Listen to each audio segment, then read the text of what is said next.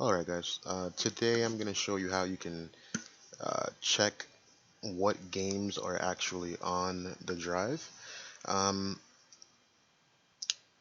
and basically there's no just like a text file or one file with all the games. That's not possible. I looked into it, but it's actually not possible. I'll show you why soon.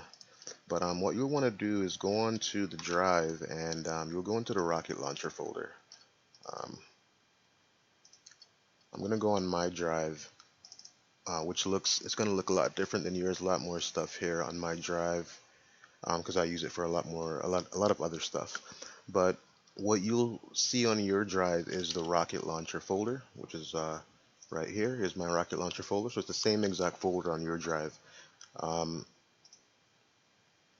you'll go in this folder, and then you'll see another folder called Rocket Launcher UI. Go in Rocket Launcher UI, and you want to double click on the application in here. It's also called Rocket Launcher UI application. So you'll just go ahead and double click on that, launch up Rocket Launcher. So if you're not sure, Rocket Launcher is actually the program that launches the games. Hyperspin is more of the front end, and it has the visual aspect, the themes, videos. It makes it possible to see all of that, the art, all of that.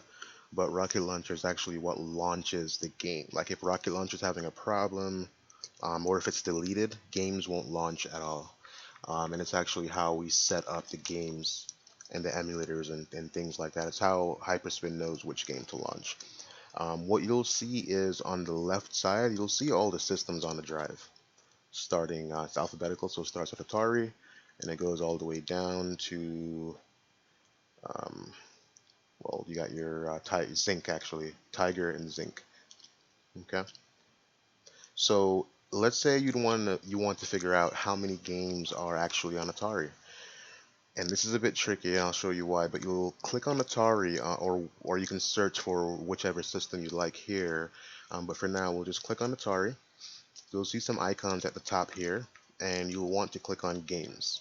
Don't mess with any of the other settings. It can cause problems. But you want to click on Games, and then click this blue play button right here. When you click that, it will scan and check and tell you what games are on Atari and which ones are available.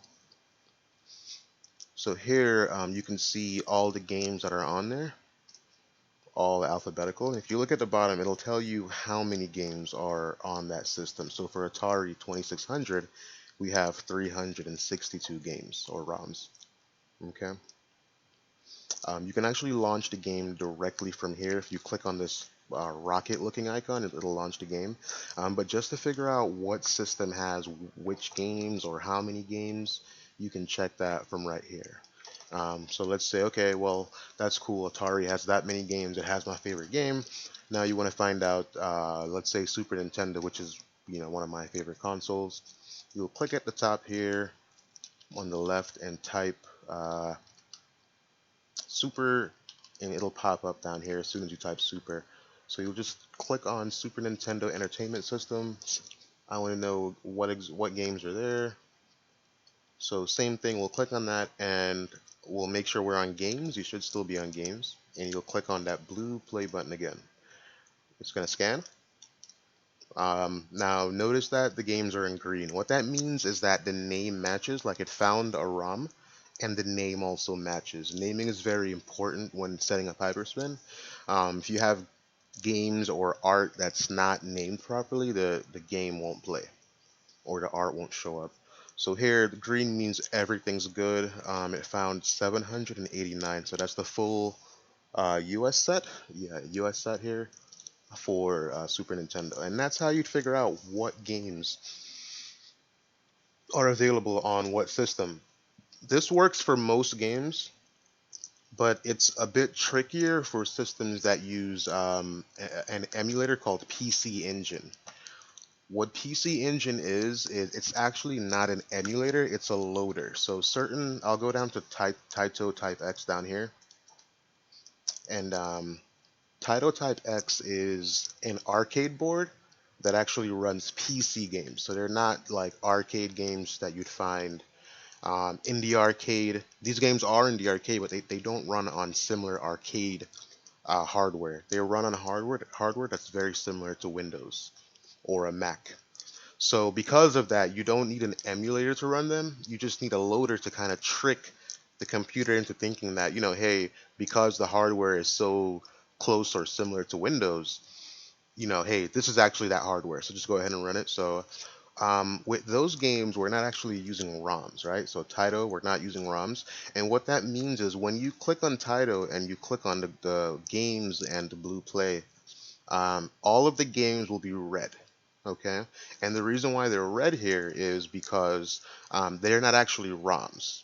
These are actually games. They're PC games on the drive um, that are being ran using either a script or like a batch file. So these aren't actually ROMs, so they're red. You can still see which games are there, however, and you can see how many games. So Title Type X, we have 25 games for Title Type X. Pretty much all the Title Type X games. I think it's maybe missing just maybe 3 or 4. So, and I'll kind of go into that a bit more. Don't actually do this, but I'll show you how the games are set up.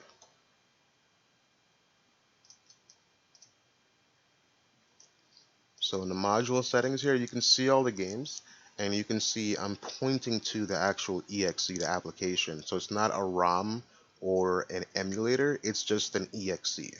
So because of that, it kind of tricks Rocket Launcher into believing that there's no game. And Rocket Launcher is correct. There's no ROM. It's an actual exe, which that'll make the games turn red here.